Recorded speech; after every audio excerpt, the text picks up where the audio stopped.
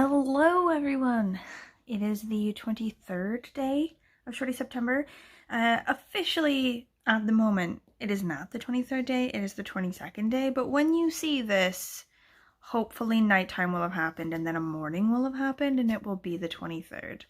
So, today's book project, or tomorrow's book project, is the very last prompt left on my second round of Shorty September TBR, right?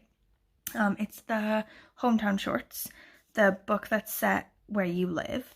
So this is a lovely Welsh gem set partially in South Wales, I think, or just in Wales. It's one of these modern retellings of stories from the Mabinogion, which I love. I eat these for breakfast. I love these. This is proper 200 pages, this one, whereas most of the ones I've been annihilating in a day, I've been closer to 150 or even 100.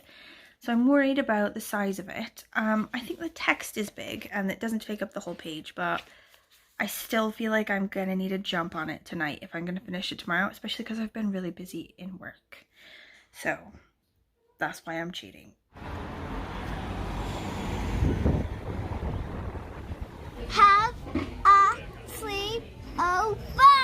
Your first sleepover ever in your whole life.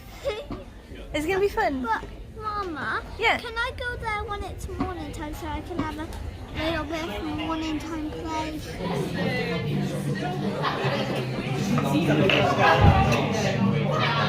Shushing from the bushes where his fighters lay, he ignored them. Is it reason brings you out on a no-moon night in bloody February under dog-belly cloud to throw bombs at a bunch of conscripts from Gwangju or whatever? Yes, I stubborned. Okay, so I am like a bit of the way in, like there. It's not as far as I want it to be, but it is a really quick read, so that's making me worry less about tomorrow. And I'm already loving it. I'm really liking it.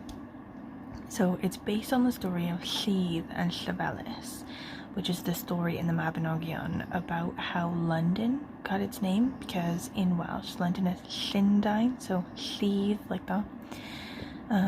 And this story now is about like a future, like a near future, dystopian future, where the water levels have risen and has turned England into an archipelago, and has left sort of the Rocky Mountains of Wales a bit untouched.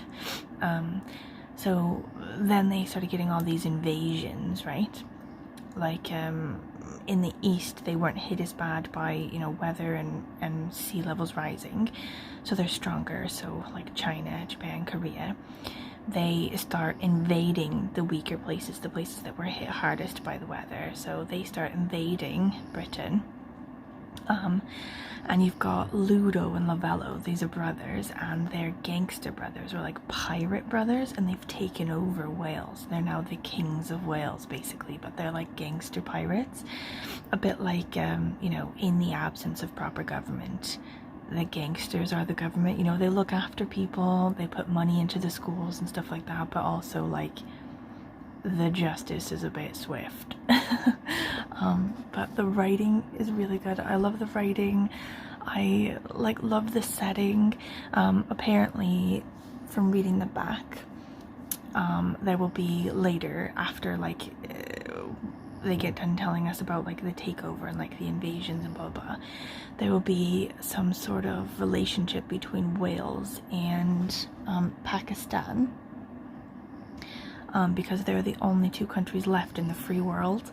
They're the only two countries that haven't been taken over in this like mass global like government invasion takeover or whatever. Anyway, I knew about Horatio Clare, the author who writes other things, but I haven't read any of his stuff, and he hasn't really been on my radar. But now after reading this, I really like him. I think I might find other stuff that he's written. Anyway. Okay, my Shorty September roll may be unraveling. Like, I knew it would eventually sort of crumble and it was unsustainable, but I was getting so close to the end, I almost made it. I think today might be the day it crumbles. Like, I haven't responded to yesterday's messages yet from the vlog, or today's obviously, and I have 160 pages left in my book. I've just opened my emails and they're crazy. Also, I haven't watched any like vlogs or like Shorty September videos or anything from other people in days. It's all falling apart, and this may be the day that it crumbles. I'm annoyed because I got so far. Like, it's the 23rd. If I could have just lasted 8 more days. Like, I mean, the day's not over. It's only like mid-morning, but I can sort of see the writing on the wall for this one. It's just like end times. I'm exhausted. I'm so exhausted. Work has been nuts today. Also, yesterday I told you about like the Harbor Show blood thing off our dog. That has come back, even though he went to the vet and it stopped and the vet was like, it's probably fine, and then sent him back. It started up again, so we took him back and they're like, it could be like internal bleeding and it could be really bad. So they've sent like bloods off and they'll let us know. But we're sort of shitting ourselves now about this. Anyway, I need food. Maybe do a bit of reading.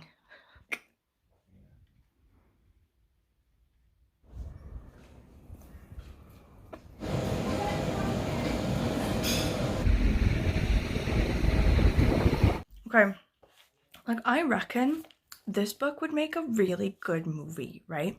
Like, who can I speak to about this? Like, who is in need of a movie idea, right? Because I feel like big Hollywood bigwigs and whatever, or like, you know, bigwigs in France or bigwigs in wherever, aren't gonna know about this book because it's a very sort of niche Welsh book, right?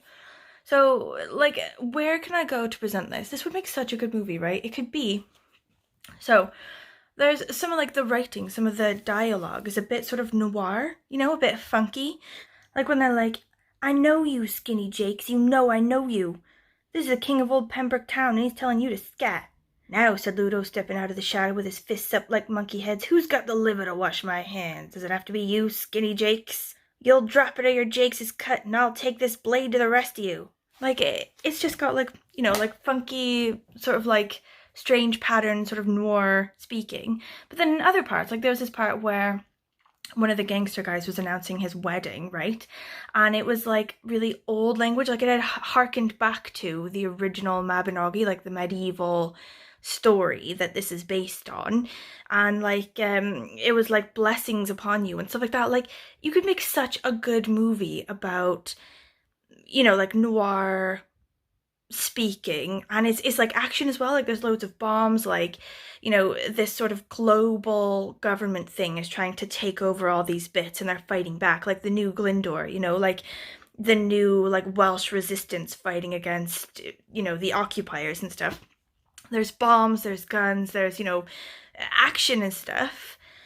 Also there's like the romanticism of like, you know, the resistance, and you could tie it all just lightly to this medieval like basis, this medieval frame. Tried it for your very first ever sleepover. Yes! Yeah? We had one sleep, only 3 sleeps, yeah. It's a big deal. It's a big deal, isn't it? It's your very first sleepover ever. I feel kind of emotional about it. Mama? It won't be really different. All you do is sleep. It feels the same thing.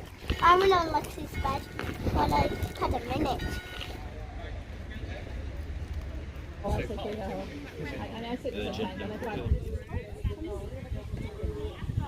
Okay. I finished it and I loved it. Loved it. Like, so good. So it's got a synopsis of the original Mabinogi story in the back.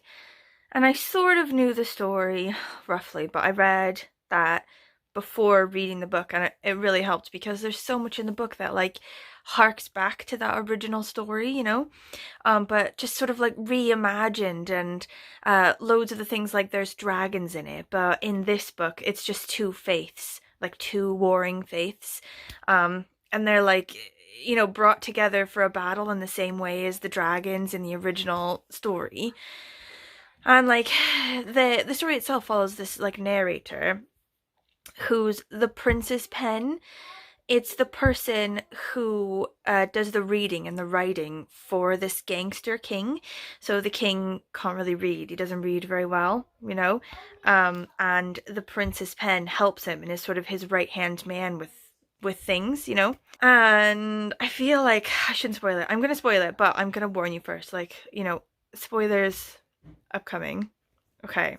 I don't know if it's me, but for some reason, I think it was intentional. I think everyone who reads the book gets this treatment and then ends on this thing, but it could just be me. I don't know. But you're not really told the gender of the Princess Pen, but I just assumed it was a man because everything about it is like a man, you know. I don't know. Yeah, it's like it's to do with battle and fighting, and I don't know. I just thought it was a man this whole time, and there's parts where the Princess Pen is in love with Uzma, the Queen of Pakistan or whatever, and in the end, the Princess Pen signs off as Catherine, the Princess Pen, and now it has everything just like makes 100% more sense. Like I thought I had it before, but then going back in my mind and like replacing this guy with a woman, everything is completely different. I'm perfect. Anyway, spoiler over, but I really loved the writing in this book. Loved it. I'm gonna look for other things that Horatio Clare has written. And I'm just gonna read loads more of these Mabinogi things. Like, the couple that I've read were good, but this was the best of them. Like, I loved that it sort of, like, reminded me of other legends and things as well. Like, I think the Princess Pen is supposed to have like a bit of a Merlin vibe. I think you're supposed to sort of see Merlin in that character, because, you know, they're wise and, you know, they have the learning and they have guidance. And also there's a bit of a hermit to the character as well. You know, gone off to live on an island or like sort of removed themselves from the war and what's going on after everything's done. You know, also like the right-hand man to Arthur, the king. You know, I just, there's just so much to think about and unpack and everything. Okay, I'm gonna stop talking about it now, obviously. Sorry. I think that was like one of the best ones of the year so far. Like, I know that I also said that about Shawshank Redemption, but it's been a very good month for me in reading. I guess when you read like 30 books in 30 days or so, you're gonna hit a couple goodies on you. Anyway, tomorrow's project. No idea, mate. No idea. This was the last book in the TBR that I had going. So, I just wake up tomorrow and see what takes my fancy. You know, it's Friday, but I'm going to be really busy at work. So I don't know, you know, just wake up, see what happens. What I'm going to do right now is reply to all of the comments on yesterday's video and the video before. If I haven't gotten to it yet, I apologize. I'm working on it. It's been a busy month. Also, I'm gonna have the rest of this night and just have like a very quiet, relaxing night in watching BookTube, catching up on that. If you have any thoughts for me, literally anything at all, that you want to say about this book or what book I should read next, like you've seen my stacks, haven't you? You know what I've got in the house. If you have any thoughts on which one I should read next, hit me up, okay? I'm gonna need some suggestions. But, you know, anything else as well, you know, any of the books that I've read previously, any thoughts about, you know, my dog, and I will see you tomorrow.